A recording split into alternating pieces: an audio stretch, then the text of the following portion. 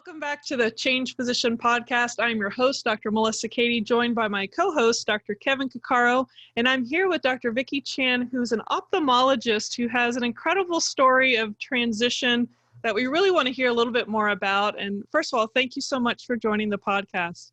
Of course. Thank you for having me. I'm excited. Yeah, looking forward to the story. So we always start from the beginning, and really, why is it you started the path or wanting to go into medicine in the first place? Well, I think that part of the story is probably the most boring. I went into medicine partially because that was kind of all I knew. My dad was a physician, and it was just one of those things where, you know, whenever, since you're little, right? Like, what do you want to be? You're like, I want to be a doctor like dad, you know? And I guess it just kind of stuck. And I never really wavered from that. So I think the first part of my story is pretty typical, you know? Like, I saw what my dad was doing. I was impressed by all the people he was helping. He's actually also an anesthesiologist. Oh, okay. Yeah. And he would get called away for emergency surgeries. He specialized in heart. He was actually, even before, I don't think he ever did a fellowship. It was back, you know, in the 70s, 80s, you know, where you just did it. And so he was a cardiac specialist because he was buddies with the cardiac surgeon. And so they always called him in for those. And he would bring me in once in a while to the hospital, and it was just kind of all I knew, you know, and my fate was set very early on. Yeah. So, I mean, it seems like you were exposed to the option, you knew it was possible, and you kind of got an idea of what it was all about. So that kind of set the stage for you, it seems like. Yeah. And I even went to a straight med program. So that was how set that was. So I went to an 8-year straight medical program. Oh, wow. And yeah.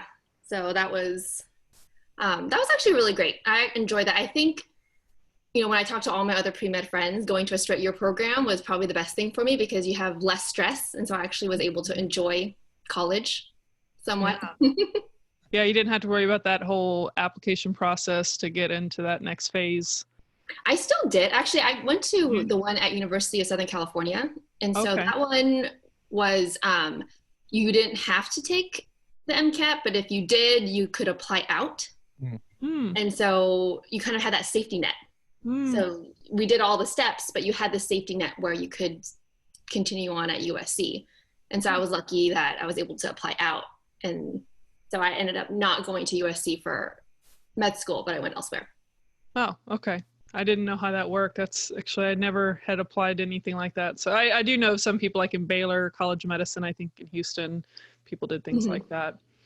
Kevin? Yeah. So you were set on your career path. So that makes that pretty easy. So when you hit medical school, and this will be kind of interesting because you grew up in a physician family. Well, actually that won't work because you were an 8-year program. So we have to skip ahead outside of medical school then a little bit and just say, did medical school and residency sort of fit your ideas of what a physician was based on your background? Or did you find any challenges now, like once you're in there, like maybe I didn't quite know as much as I thought about medicine, or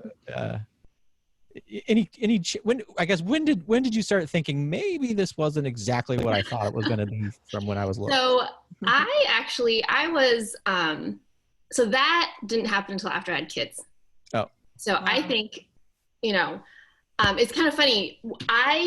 Like I said, I was a pretty straight-laced, like straight A, like, you know, very focused. So very focused student, doctor, trainee, and all that stuff. So I was of the mindset where I would, you know, practice medicine until I died. You know, that was my mindset. I think that was my dad's mindset, right? That he was just going to practice medicine and grind it out and work hard. And that was the way it was. Interestingly, I met my husband in medical school.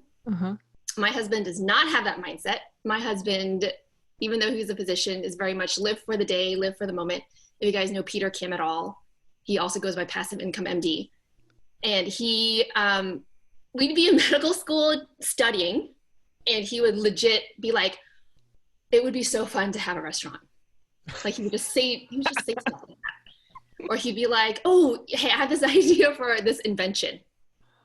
You know, and I remember being like, babe, like we need to focus and we need to graduate medical school and we can do all that other stuff later, you know? And so we were very of two mindsets. So I was very focused. He was a dreamer, and we graduated medical school and we kind of went on the track. We moved to Los Angeles. We both got our job. We both did fellowship. We both got our jobs. He was kind of immersed in his job as well. And then we had our daughter. And I think that was his, so when we had our daughter, he started dreaming again, like pretty soon after that. So he started getting into real estate. It was a lot of logistical stuff too. We were trying to buy our first house. And so he got introduced to, and so he started going down the real estate route, and it kind of just introduced him to that whole world of passive income and finance and real estate and blogging and all that stuff. So he started going down that route. I, on the other hand, was just busy being a mom and trying to juggle being a mother and being a full-time physician and just kind of handling that. And I think I hit my wall, so you're looking for that, when my daughter was about 1.5, and I was still working full-time. And again, like I said, I was going to work until I died, and I was going to be a team player and take the call and help out my colleagues and, you know, be a good doctor, all the while being very guilty I wasn't at home. You know, I wasn't at home. We had a nanny.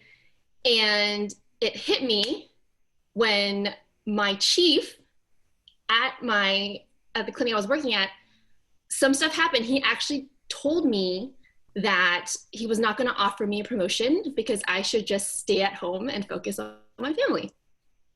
And it was much more complicated than that, but that was kind of the sense. And so what I realized in that moment was I was sacrificing my family for a job where I wasn't appreciated because of my family, right? You kind of get that, like, I don't know if you call that a double standard, but it was literally, I was stuck in between this rock and this hard place where it's like, I wanted both, but I couldn't have both. And I was sucking at both.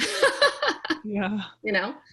Wow. And so that was my moment. And I remember in my car, I just pulled into my garage and I knew my daughter was waiting and she was 1.5. So she was still in like fussy, you know, and so I would have to feed her and get her ready for bed and all that stuff. And I knew I was walking into that circus, but I was just sitting in my car, just like crying, just, you know, this is it. This is my life, right? I just spent a whole day at work where I'm not appreciated, never gonna get promoted.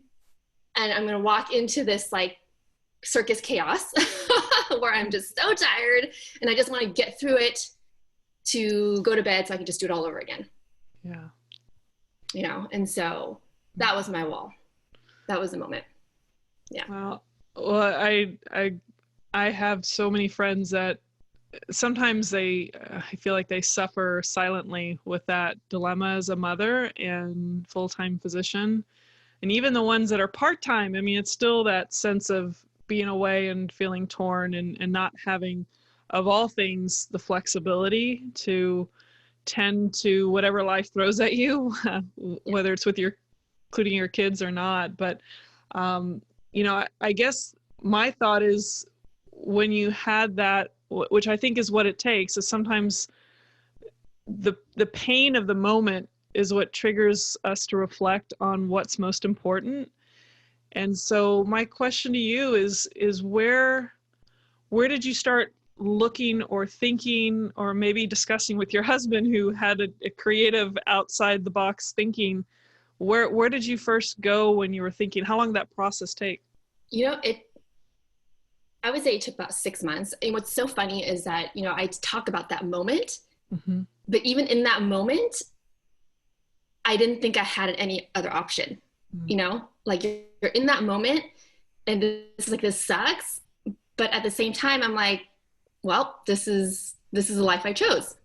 Right. So I'm gonna just suck it up and this is just how it's going to be. And, you know, poor me, you know, and my husband, thankfully, you know, like you said, is much more creative and much more supportive and all that. I mean, he would say things like, just go part-time. Like, this is fine. Like, we're fine. Don't worry about it. But I think the other part of it also is being a physician, there's pride, there's ego, and there's pride. And for me, I'm like, I'm not just going to go part-time. Like, I put all this time in, and what, you know, my colleague already thinks that I'm not worthy of a promotion. I go part-time now. I mean, they're totally going to look down on me. And, you know, so there's a lot of just that, you know, and then just finances, right? We, you know, we had a daughter, and, you know, I didn't want to go part-time. And then now my income would be halved, and, for, you know, so at home, then I felt guilty doing that as well, right? So just a lot of layers, you know, to all of it. And that just kind of, so that was about, I would say about 6 months. And my husband, you know, he is a serial entrepreneur. I mentioned some other things that he's done, but we do a whole bunch of different things. And he's one of those people where he'll try anything once. And he found out about this direct sales company. And he basically brought it to me. He's like, hey, I know some other, you know, female physicians who are doing this. You should probably look into it. For a while, I was like, there's just absolutely no way. Like, there's just, I mean, I'm already tired and busy, and like, you're about to like tell me to do something else, albeit from home. That was his idea, right? Like, oh, you can do it from home. Like, right. But, you know, there's just a lot of fear and just a lot of doubt there, you know, of like whether this would actually be possible. And then, you know, things happen, right? So more pain points, right? We got pregnant with our second. And then I'm like, oh my God, things are like literally about to get crazier. Okay. And then so then at that point, my eyes were open, and I started seeing other people doing other things. You know, there were doctors out there doing other things, including this direct sales business. And so I started just seeing, okay, maybe it's not impossible, right? There are other physicians, other physician moms doing this sort of thing. And so I finally, you know, went back to my husband, was like, okay, maybe you're not as crazy as I said you were. And I started my direct selling business about 5 years ago, and with the expectation that it would provide a little bit of income on the side, that I could take a Friday off, or that I could take a week, or I didn't have to take call anymore. Right. And at least that would relieve that burden of income. Right. But lo and behold, you know, fast forward, I've actually replaced my doctor's income. And so now I work per diem, like completely flexible on my own schedule. Yeah.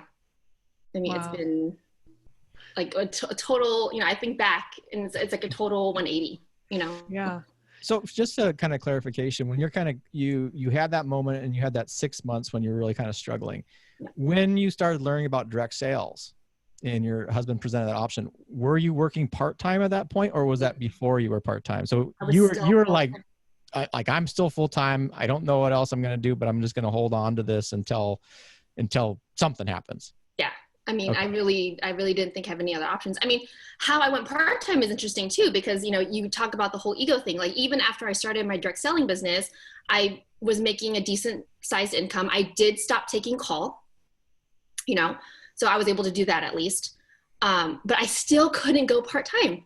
I couldn't. Like, I couldn't pull that trigger, you know? I don't remember what it was. I don't know. You know, I just had to tell them, right? But I didn't, okay? And I didn't go part-time until we had our second, we had my son. I went on maternity leave. Unlike the first time, so the first time I went on maternity leave, I only took 6 weeks. And it was, in hindsight, crazy. But after my second, I had that mindset shift that, you know, there were other things more important than work. And so I took 4 months off with my second. And in that time, my clinic hired someone else. And so they basically called me and was like, hey, so we hired someone else, you know, enjoy your maternity leave. But when you come back, you're going to be part-time. And it was kind of forced on me. And in hindsight, obviously it was the best thing that could ever happen in my entire life. Like, I'm so grateful for that. But of course, in that moment, I'm like, oh crap. Like, I just, you know, you just have my income. And I remember like running to my computer and updating my CV and emailing people. And I had to literally stop myself and be like, what if this was a good thing? Yeah. You know, what if I could embrace this? What if I could just make this work? You know? And I did. Yeah. So I, you can't take back the CVs, but I stopped my search. Yeah. That's interesting though, because these two pivot points were really external influences. So, you mean the first one was really whoever the chief of your department or chief of your clinic basically saying, well, in a kind of, that would piss me off if I heard something like that, because that is a double standard for sure. And then all of a sudden it's like, well, we're just going to hire somebody else and make you go part-time. And it's interesting because so many people, there's two ways you can take those external events like that. You could either become extraordinarily resentful and upset, and granted, everybody's going to get mad. But you've seen, you've kind of embraced that pivot, and now being able to see them as such a positive experience or a positive learning. And they may have been painful, but they were painful, positive experiences rather than painful, negative, dragging, anchoring experiences.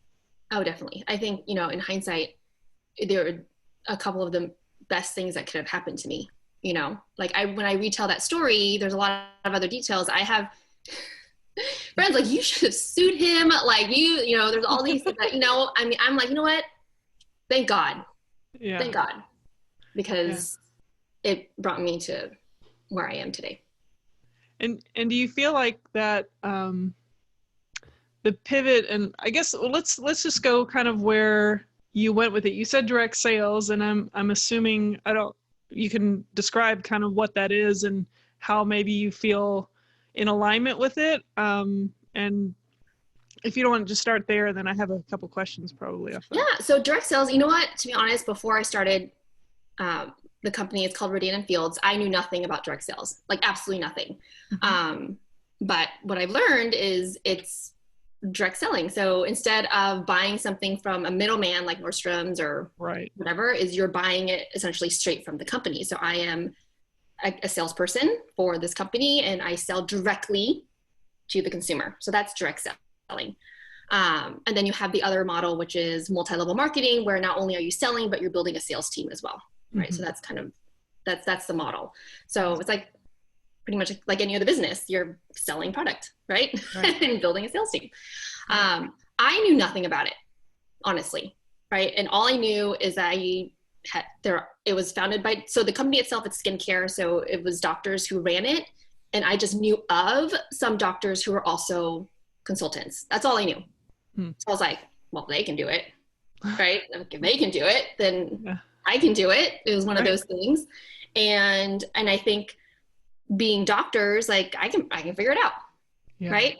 I watch what they're doing and I can figure out and I can do it. And that was pretty much how I started. I didn't necessarily love skincare. I did not see myself as a salesperson. I just, again, see one, do one, teach one, right? Like just do it. Right. So do you feel like you're, like you just had to be plugged into a system or create a system, or that you need to put a face and an image out there to be kind of that face for the company, or how did you perceive it? That's exactly. So you're basically the marketing arm. So they have the products, they have, they have that whole, they build the website. So they have the tech, the product, the customer service, kind of all that stuff all built out. And then you are essentially their marketing arm. Right. Gotcha. So I started that 5 years ago. So it's kind of, back then it was hard to describe, but nowadays it's like, I'm like an influencer. I'm like their influencer, right? So they pay me to talk about their products. Like a lot of companies now do with influence, like affiliate marketing, like you see like Figs. I mean, Figs have, that's how they do it now. I don't know if you know that. They actually will kick back doctors to advertise Figs, and they all have their little affiliate codes. So a lot of companies do that now. So that's essentially what I am. I'm like their affiliate marketer. Gotcha. And so what's your biggest social media arm that you like to put your time into? So I now, like Facebook was where it's all fluid, right? So Facebook was what I started with, and I have gotten pretty good at Instagram, and now we're like phasing into TikTok, And I think that's, and it's really interesting because it is a journey, right? So you start in one place, and then I do direct selling, and I think that's where it is. And now it's kind of gone into this social media realm where that's kind of taken on a life of its own as well. And so now, you know, I'm looking into like blogging or like kind of taking that on its own path as well. So it's been really fun and interesting just to see where things go. Yeah. Is the social media avenues you take dictated by what you want to do, or is it kind of encouraged from the direct marketing company? No, so that's totally me. Okay. So, I mean, kind of how direct marketing works is you market however you want to market. You know, so some people are more comfortable with emails or direct calling or like cold calling or going door to door. I mean, there's a whole bunch of different ways to market, like flyers, right? Like, you know, snail mail. I mean, there's however you want to do it, right? I chose social media, and that's the skill that I have honed. And, you know, it's kind of cool because I feel like with anything, you learn something and you build skills, and then you take it on to your next, your next venture, right? And just you keep on growing and learning as you go. Yeah, it's a good skill to have regardless. Hey, Kevin, do you have any questions before I ask you about TikTok? Yeah, I do. Some questions and clarifications here. So just so the listeners can just make sure that everybody's up to speed on this. When you're talking direct sales with Rodan & Fields, was it primarily commission based, or were they actually salary plus commission? And the reason okay. Oh, go ahead. I was just going to say, it's important for the listeners to understand there's all these different kind of sales techniques, and there's all these different type of sales companies. There's some that are better ones to look into than others, and that's a whole different conversation. But a commission-based selling program would be then that they're encouraging you, you're the whole marketing arm, and you don't get paid to do it, but you get paid more on the back end with the sales, which can, if you learn it well, it actually is it exactly turns out better for the whoever the salesperson would be. In this case, it's you as the physician. So yes, that's exactly it. So it is commission based. So the more you sell, the more you make a set percentage, right? So then the more you sell, the more you get paid. You get, like I said, so multi-level marketing is you also get paid on your team. So there's a whole arm where I'm training a team, right? Mm-hmm. So I'm training, so everything I learn on TikTok or social media, I teach my team, and all the marketing skills that I've picked up, I teach my team, because the better they do, you know, then the better the whole team does. And so it's that whole concept. Yeah. And the other part was interesting is for skincare particularly, and you kind of hit, you know, 5 years ago, Facebook was really for marketing anyway, a great time to be marketing on Facebook, because there wasn't a lot of people who knew how to use it. And then you're using a product that is pretty visually based on a media that people are using, a very visual media. So could you, and I want to tie this also with, I loved what you said, was you said, all these other people did all this stuff, but I'm a physician, I learned this stuff. I can learn this too. And can you talk about that decision-making process? Because sometimes I think, and we've talked about this on other episodes, physicians sell ourselves short. And we get in this place where we think we're trapped. You're in this practice, and then you have external things telling you this, that, and the other thing. And we think this is, maybe it's just because of the schooling and this huge big tunnel that we've gone through. But a lot of the stuff that's in this new sort of evolving world is learnable. So can you just talk about that journey? Like, how did you then decide to go into learn this art and craft of direct sales, in addition to, say, your first marketing channel, which sounds like Facebook? Mm-hmm. I mean, my husband and I talk about this all the time. So, you know, what you were just saying, you know, Kevin, I think in medicine, I think the reason we are geared to feel this stuck is, you know, we know what the goal is, right? So ever since you're in high school or in college, like, you know what the goal is. The goal is, you know, your DO or your MD. You get to medical school and you graduate medical school, you go to residency and you get your degree, right? Mm-hmm. Like, that's it. And as long as you have that goal in mind, then you do whatever it needs to take, right? You take a year off, you do some research, not everyone's journey is the same, but everyone has that goal, mm-hmm. right? Problem is once you finish training, then what? What's your goal? Right? You've achieved your goal. And I think that's the problem. I think a lot of people then at that point, they forget, there are goals. Like, what are your goals? Right? Like, yes, to have a family, but is it to spend time with them? Is it to, like what everyone's, is it to travel? Is it to see the world? Is it to, I don't know, right? Like build orphanages or whatever, what's that next goal? Yeah. And it could be anything. And I think a lot of people forget to set that next goal. That's another great point. And this goes into this tunnel phenomenon is we get so inundated with the learning and, pre-med, medical school, residency, where you were just kind of nose to the grindstone. Mm-hmm. And with the absence of that goal, we forgot how to design our lives or to do intentional goal planning again. Yep. So, I mean, that's a super takeaway for you guys out there is if you're struggling, is to take a couple moments and actually define, and this is not an easy process a lot of the times, but it takes some significant time with however you want to do it, a pencil, walk, or whatever, to define what it is that you want in your career practice in life, and making sure that you define what it is that you don't want in your career practice in life. Because if nobody's doing this, someone's going to decide for you, like your partners. Yeah. And I encourage, actually, I've done some of this exercise as well. Like, I mean, I encourage you to dream big, right? So sit down, pen and paper. If you had, and I think for us doctors, it's really easy to be like, well, I would love this, but, or logistically this would, like you talk yourself out of it before you even get there. Because for me, I'm like, I would love to go part-time, but, right? Because I was in the car crying, like I don't want to work full-time, but immediately like, oh, but I would take a pay cut. But what would they think of me? But, like all these buts already came in. And so, by the time I walked through the door, it was like, I was just going to take it, right? Even though I had hit the wall like 5 minutes earlier, right? So I think you sit down, forget logistics, you just write down what your dream, like anything, right? You just write down your dreams, because that's your dream, like you can't deny it. Yes, logistically might be tough. We'll figure it out, whatever, but just write it down. Like, what is your dream? You want to travel? You want, 10 kids, whatever. Well, I don't know what your dream is. You just put it out there. And then once you have that goal, just like that MD or D or whatever, then you figure it out, right? Then you figure it out.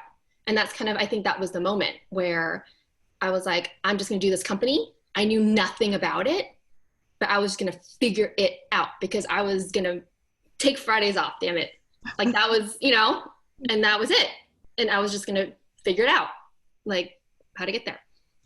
So did you intentionally then set that goal and define it then, or was it more that you had sort of stumbled into it and then kind of defined your ideal scenario later on? Like when you decided? Yeah. So I think, right now it's so clear, but back then, it was still small. Like right now I tell you all to dream big, but then I was, I didn't know any of this stuff. So I was still like, oh, I'll make a few thousand, I'll, baby steps, and then I hit that goal within, I would say within the year, like hit that goal.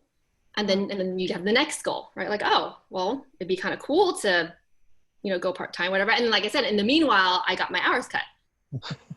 Right. So then it became, and so that was a thought. So that was actually, now that we go deeper into it, that was actually my decision. I was like, do I send out my CV and pick up another part-time job as a physician?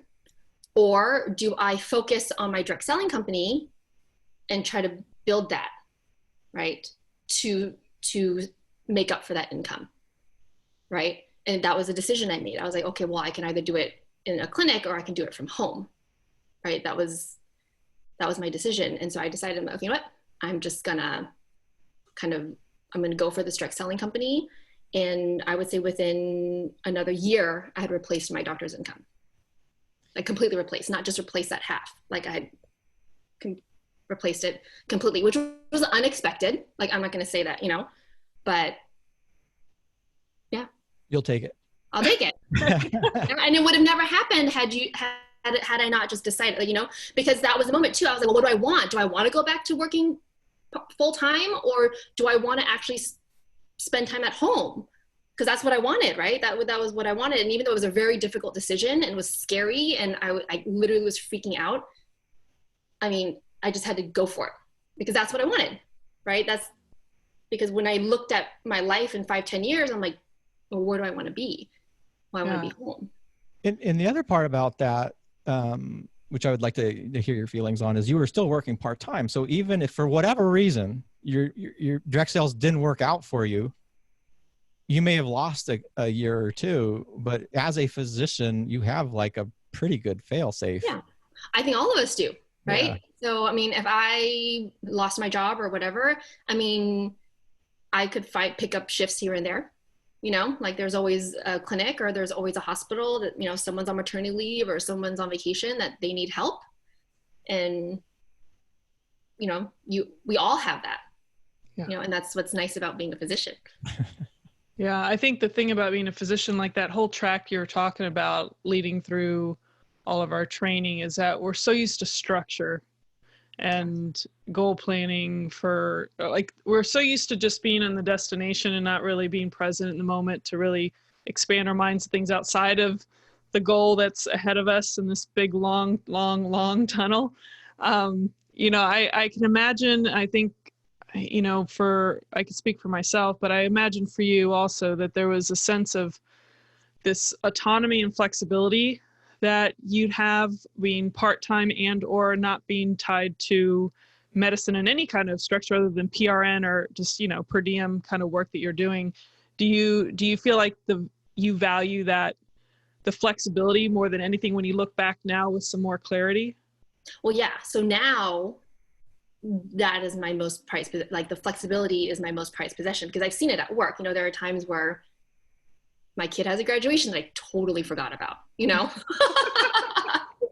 Oops. That never happens. Friday off. Okay. Like I can't be there Friday. Or, and all jokes aside, when my grandmother died, Yeah. I legit thought about, okay, well, maybe I can still go to work and then go to the funeral later. I mean, what?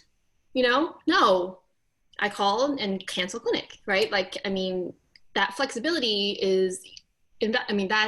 that's been invaluable. And I think, and I think that's the other difficulty with you said that we value structure, we value security. Mm-hmm. And that was what was holding me back at the beginning. I was like, the money, the job, if I go per diem, then they could fire you or make you go part-time. That's exactly what happened to me. But, I'm willing to trade that because I can be at home. I can watch my kids grow up. I can homeschool them during a pandemic.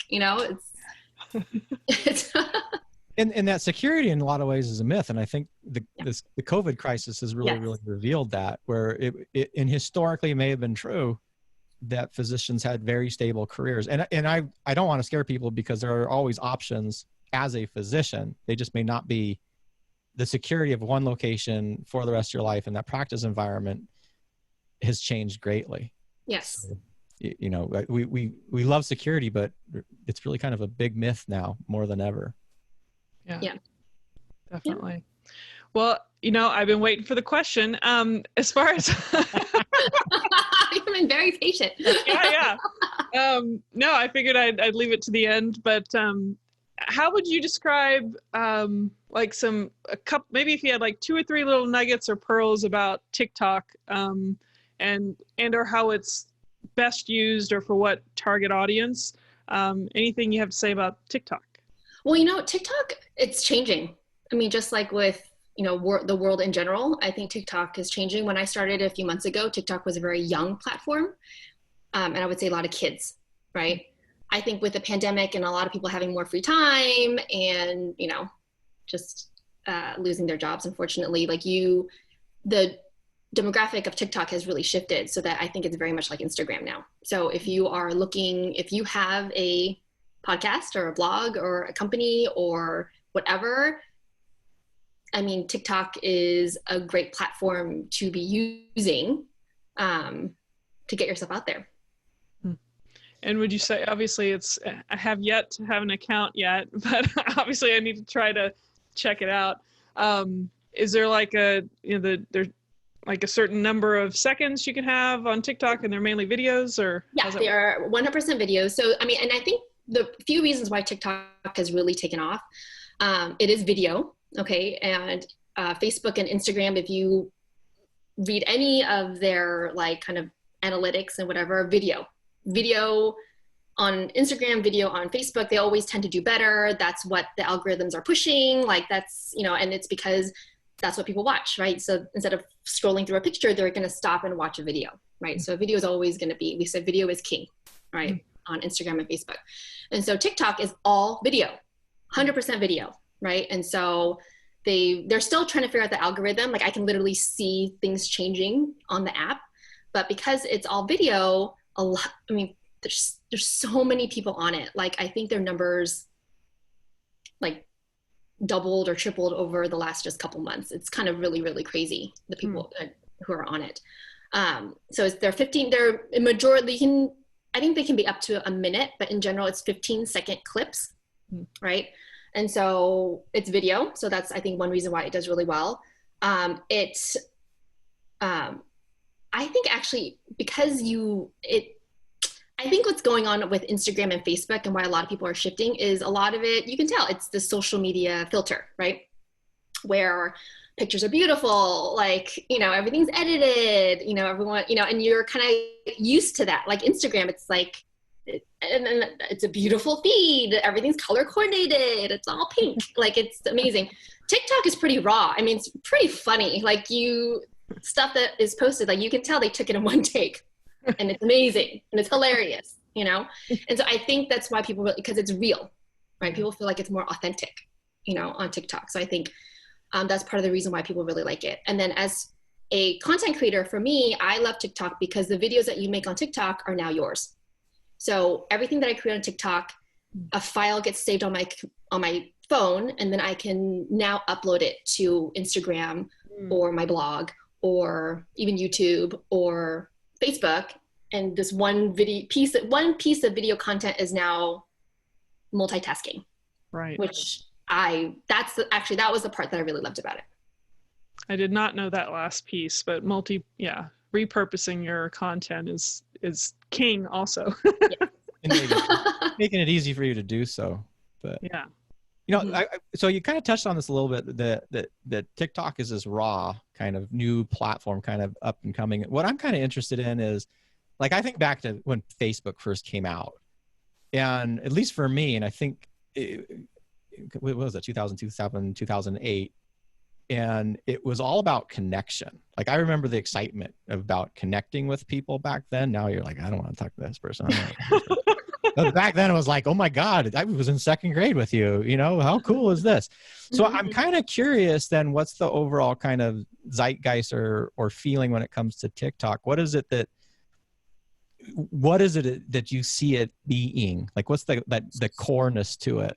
If it's not connection, is it? Yeah, it's not so much connection. So Facebook, I still think is the best for connection, right? Because Facebook's really smart because they see all these other platforms coming out and they're now pushing their groups, right? Which I still like. That's kind of, I think, where Facebook is going, where you're going to actually find groups of people who are like you. So that's smart on Facebook's part, because that's what they offer that none of the other platforms offer. TikTok, I think right now the way it is, because they're starting to monetize and kind of like how Instagram is. I think right now, because it is so simple, it really is just about having fun. And I think that's what people want and need right now, and I think that's why maybe with the pandemic, it's really just for fun, they're going to eventually start monetizing and start giving all these other little features, that's going to come. But right now, I think it's just fun. And that presents a great opportunity then for physicians. If you're sort of struggling and figuring out what you want to do, and you're like, well, I just want another outlet for something. That sounds to me then TikTok's an ideal platform for it, because it's not serious. You can go out and you can experiment. You can sort of find your voice. You can find your interests and post about them, and then just see what's resonating with the people clicking through their feeds, looking at your 15-second video. So very, very intriguing. My kid's TikTok. What's really interesting though, if you go in, there are a lot of doctors and, like Gary Vee is on TikTok. I don't know if you know who Gary Vee is. Yeah. There are a lot of, people are starting to get on there and they're starting to like really use their voices. And so I have a lot of doctor friends who started on TikTok and they're just surprised because again, it started off as a younger demographic. And so there are a lot of like pre-meds and there are a lot of like, med students that are on there and they're asking questions. They're asking to be mentored. It's really crazy. It's different, you know? And so they've built that whole platform of like not coaching, but like pre-med counseling, or, you know, like that whole thing, which is really, really interesting. And yeah, and that's just like you said, they just started and it was just kind of where it went, you know? But yeah, it's a fun platform. So does it let you, like, if you have a little quick video, of course, I probably know this once I start playing with that, but is it have like a way to click on to a link to what you're doing, or yeah. is it... So TikTok, yes. So I know with like Facebook, you can put links. Instagram, it's harder to put links, but on TikTok there is. So you can actually link your Instagram account, you can link your YouTube channel, and they allow you to link a website. So it's a very good place to market, actually. Oh, that's perfect. Very good. Kevin, any other questions? No, I just pulled up TikTok and I'm seeing Dr. Chan's channel here, and I was like, oh, this looks very interesting. I see your eyeballs, and you know. Yeah. Right.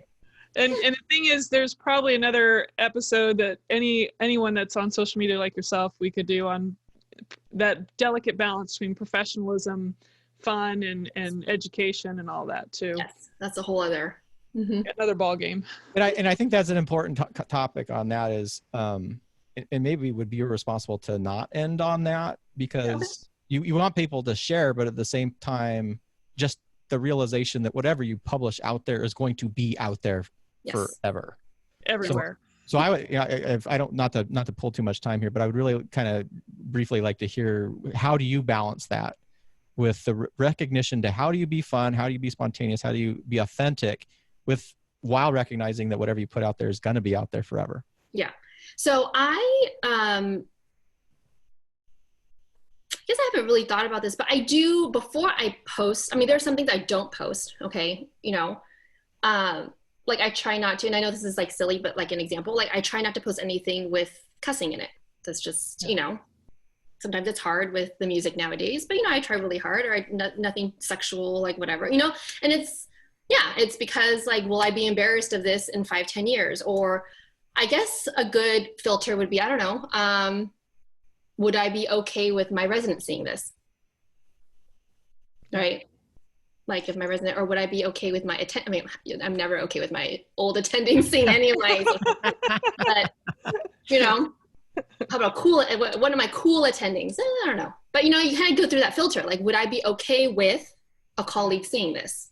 Right. And so there's some stuff that, you know, I am dancing, you know, and sometimes you have to own it, right? Like you kind of have to be, and so I do have maybe a higher tolerance for that stuff, but yeah, that's probably the filter I would, you know, is this too highly political, or is you know, is it going to upset somebody, or, you know, is this factually correct? Like I would just, you know, like, so those things do go through my head, definitely. Yeah, and it sounds common sense, but it's just a simple filter to use. Yes. You know, just to start with, who's someone I respect? Would I be comfortable with them seeing this? And then, you know, and it's factually correct. That's anything. And I'm just saying that because sometimes people are like, they make this process so difficult. Like the buts come in, but that, you know, blah, blah, blah, blah, blah. Will this impact whatever? And it doesn't have to be that complex, but you do just have to have a little bit. And I think you also have to own it too, because for me, I think people could say, oh, well, so I mean, so I can just tell you, the things I post are, I do post educational things about ophthalmology, about just kind of the medical journey, but I also do post fashion stuff. I love clothing, you know, and fashion. I do post dancing videos on TikTok because that's what TikTok does. And so am I okay with showing that stuff? Yeah. I mean, you could be embarrassed about your dancing. I could be shy about things I wear and purchase, but you know what, you kind of have to, anything you do, you have to embrace it, right? That is who I am. This is authentically me. And if you appreciate it, awesome. If you don't, then we probably wouldn't be friends. So, you know, and as long as I'm okay with that, then, you know, there is a level of confidence there. Yeah. And I think there's, and my husband and I have talked about this too, is that when you put yourself out there on social media, period, end of story, you're going to have some critics. whether they're really vocal or not, or may say things in their own little circles. And there could be people that just, they don't get it. They're still in their very rigid kind of thinking, and it's hard for them to imagine outside that traditional norm from the past of what a physician should be. But I think as long as you're respecting patient privacy and you're not, doing some silly videos with the patient there in it, and like, there's professional ways of showing pieces of surgery that they've consented and all that stuff. But there's definitely some outliers that don't know how to utilize a reasonable common sense filter. But I am very excited to hear about the dancing stuff, because I love to dance. I'm going to have to check you out on your... you text me. Yeah. Yeah, I'm excited. Yeah. That's great. Yeah. And I mean, and just to go along with that, Melissa, like for every, and I think it's really easy to dwell on the negativity. Like, one person says one bad thing and you're like, ugh, it's in your head all week. Yeah. But for every one bad thing, I have 5, 6, 7, 10 positive things, and that's kind of what I focus on, right? If this is helping somebody, if this is, I get messages all the time, like I think what people like seeing me is like, yes, you can be a doctor, but you can be other things, right? And I think for a lot of these young, pre-meds or physicians, they're feeling stuck, right? And they're like, oh, like, and to see someone who is like, oh, well, actually she's able to do it, then why can't I, right? And so I get these messages all the time. And so that negates any negativity that, that's worth it. You're helping redefine the norm. Yeah, I think. One TikTok at a time. That's right. There's a slogan right there, helping define the norm. One TikTok. I like that. That's awesome. Well, it's been an absolute pleasure talking to you. I don't want to take up too much of your time, Vicki, but thank you so much for coming on, sharing your journey with us, giving some really interesting perspectives. And again, I hope people kind of homing in onto this is these challenges you thought were such a big deal, and they were a big deal at the time, but they ended up to be such a blessing in a lot of ways and provided these external opportunities. So thank you so much. Thank you for educating us ignoramuses on the TikTok experience. Thank here. you for having me. I look forward to seeing some dancing videos. From Melissa, because we're going to talk about how to do it. Melissa. Yeah, we're going to do that. Melissa dances, so that she'll get on that platform and never come off. So I know, watch out. That'll be awesome. But thank you so much for coming on the Change Physician podcast. Everybody else out there, thanks for joining us. Hope you learned some really interesting points and found the courage to change your own physician journey. And until next time, stay well.